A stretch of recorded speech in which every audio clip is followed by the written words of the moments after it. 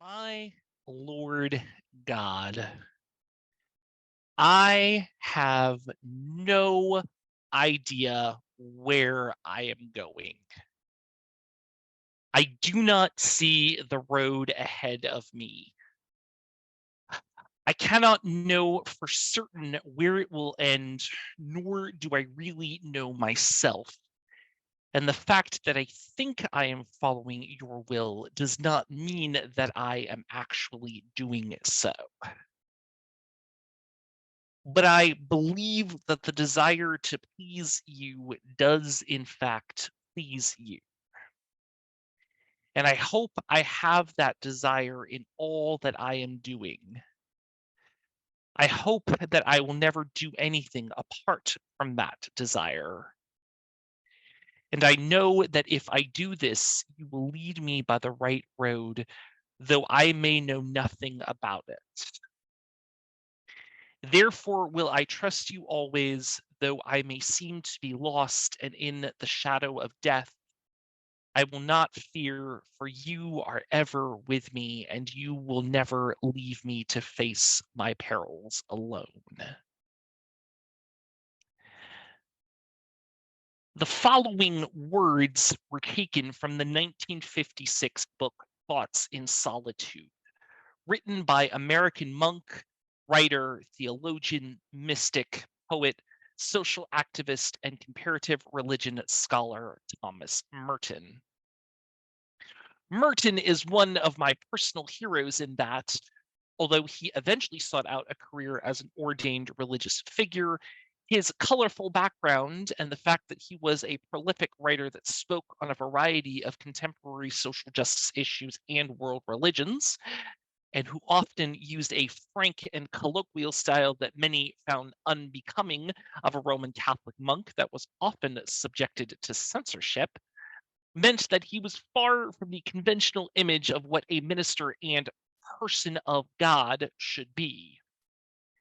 It is my perhaps unpopular opinion that those individuals are the ones who have the most prophetic voices and have the most interesting of things to say. Merton was born on January 31st, 1915 in France as the son of two expatriates, an Anglican father from New Zealand who was working as a painter, and a Quaker mother from the United States who was also working as an artist. His family moved to New York after the start of World War I in Europe, and his mother died of stomach cancer when Thomas was 6. He had a nomadic childhood after that, attending various boarding schools in both France and England. After a year at Cambridge studying foreign languages, Merton returned to New York to attend Columbia University, earning bachelor's and master's degrees in English. In June of 1938, a friend of Merton's invited him to a meeting with Mahanamrata Brahmachari, a Hindu monk who was visiting from the University of Chicago. Merton had read Aldous Huxley's Ends and Means the year before and was already expressing an interest in Eastern religions. But to his surprise, Brahmachari invited him to reconnect with the roots of his own Christian faith and recommended that he read the Confessions of St. Augustine. This inspired Merton to explore Catholicism further, and he began attending masses at Corpus Christi Church in Manhattan and was baptized in November of that same year. Originally, having moved to Greenwich Village and planning to pursue his PhD at Columbia, he decided after a 3-day retreat to become a postulate at Our Lady of Gethsemane, a Trappist monastery in Kentucky, where he would continue to live for the rest of his life. A lifelong diarist, Merton reluctantly published a collection of poems in November 1944 before publishing the work that he is most known for, The Seven-Story Mountain, an autobiographical reflection on his journey from academia to his conversion to Roman Catholicism and eventual decision to become a monk. The book, published in 1948, met an American public that was struggling to process the horrors that they had witnessed during World War II, and a population of soldiers and their families that were returning home and drawing closer to religion in an attempt to help answer the questions they had about life, the universe, and what their role in it was. It was also a time when, for those families who found that they could not find their answers in the churches and faith traditions that they had once called home, they began their own personal quests to seek a spiritual path that made more sense and spoke to them and the questions that they had. This was the beginning of the fellowship movement, in which the American Unitarian Association began reaching out to those individuals dissatisfied with traditional religious pathways and encouraging them to gather in groups of 10 or more to form their own lay led fellowships in locations all across the country, many of which were far outside of the Unitarian Church's historic home in New England, with materials that they would enthusiastically send them by mail. This resulted in the development and establishment of many Unitarian and later UU congregations across the country, several of which are still in existence to this day. But this was not just a change in the framework of the American religious landscape. This was a profound change in the development of personal spirituality in the United States. No longer was one bound by dogma or doctrine or any type of creedal statement. No longer was one reliant on one ordained person to tell them what God thought or what things meant or what the correct answer was supposed to be. No longer did God have anything to do with anything. It was truly a time when the words of our fourth principle, a free and responsible search for truth and meaning, became the guiding words for many people as they openly and proudly took their first steps on the bold journey of discovering how religion and spirituality played a role in their own personal lives and what it had to say to give those lives a sense of meaning. Perhaps there is no greater example of this than of Thomas Merton himself. Initially, he arrived at Our Lady of Gethsemane as a shy and reserved individual, more concerned with focusing inward on himself and reluctant to continue to develop his writing out of a fear that it would develop a sense of individuality that went against his vocation and the vows that he had initially professed. After receiving encouragement and reassurance from the head abbot, Merton continued to write. And after the renown that he received from the publishing of The Seven-Storey Mountain, his own personal theology began to experience a profound change of its own. His writings began to become more contemplative and began to explore and study different religious traditions, especially Zen Buddhism and Native American spirituality, and engaged in dialogue and regular correspondence with leaders from other faith traditions. He also began to develop more of a social justice tone to his writings, informed by Gandhi's idea of nonviolent resistance, and began to speak out publicly in favor of the civil rights movement and against the Vietnam War. By the 1960s, he had developed a personal radical stance, showing deep concern for peace, racial tolerance, and social equity. He was also given permission to leave the monastery and traveled to India, where he met with and had dialogues with the Dalai Lama and other Tibetan Buddhist leaders. He was attending a monastic conference in Thailand in 1968 when he died of a sudden heart attack while at a Red Cross retreat facility at the age of 53.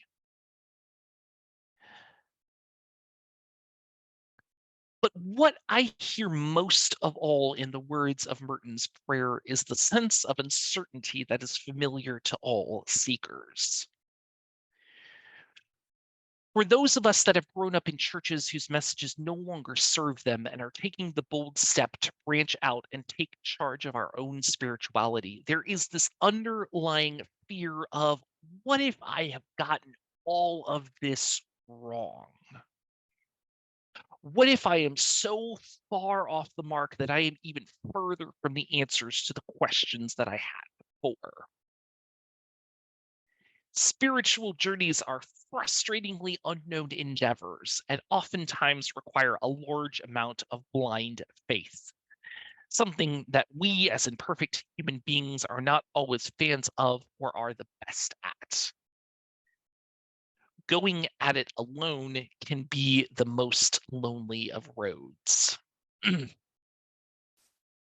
yet, that is the beauty of choosing to go on our own spiritual journeys. As we go on our quest for searching, it is almost inevitable that we come across or meet up with, or sometimes awkwardly trip over our own feet and end up running into others along the way who are seeking many of the same answers that we are. Those initial intrepid, unsatisfied souls who came together and received a packet in the mail from the American Unitarian Association in the 1940s and 50s and read over all the materials, said to themselves, well, gee, Barb, let's give this a try and figure it out, are the beautiful intentional communities that have created many of the UU congregations that we have to this day. And as we have grown and changed and continue to change and made choices that have blown up in our faces and had to pivot and go in a different direction and had to find creative solutions and partnerships and ideas for the things that have come up, we have found all sorts of other seekers that have come across our path. Some have stayed and become longtime members. Some come a few times a year during Christmas or Easter or whenever they happen to be in town. Some came once and never came back, much as we crossed our fingers and hoped that they would. Maybe they found the answers they were looking for and they knew in that moment where the next part of their journey was supposed to go. Maybe they even found what they knew that they didn't want and it caused them to go in another direction on their journey. And that's okay too. I would love to say that we have all the answers for all of those who are seeking, but truth be told, if I can help someone to gain perspective and insight and understanding for however long our paths are meant to cross, that's just as fine by me. A rather peculiar thing happened as I was writing this sermon. While I was in my office on my laptop, the phone rang and I picked it up to answer. I spoke to a gentleman on the other end who was interested in the church that I am the minister of, but was unfamiliar with what Unitarian Universalism was and asked me what it was that we believed. All too familiar with these kinds of conversations, I immediately launched into my pre-prepared elevator speech about how we were a non-creedal faith tradition that believed in a free and responsible search for truth, and that you were able to seek your own answers to questions of spirituality in ways that made sense to you, when the man quickly interrupted me and said, "Oh no, that's not something I'm interested in. Thank you," and promptly ended the call.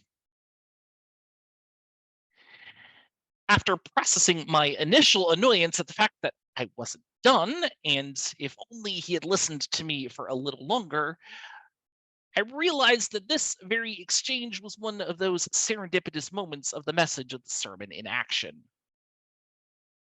Who am I to say that, in the short phone conversation that we had, that the gentleman on the other end did not find the answer to some of the questions that he had been seeking that motivated him to call the church in the first place?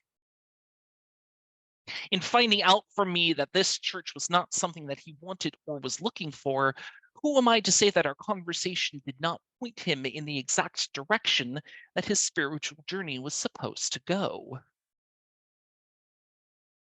Who's to say that I may not see that gentleman again at our church sometime in the future? Who's to say that maybe we are what he is looking for, just not what he wants right now? To echo Thomas Merton's words, I cannot know for certain where it will end, nor do I really know myself. There was a time that I would not have been satisfied at those words. There was a time that I would have desperately wanted to know everything right then and there. But now, at least for this part of my own spiritual journey, I am okay with living in that mystery for a while. May it ever continue to be so. Blessed be. Amen. Shalom. Assalamu alaikum. Namaste. Thank you all so much.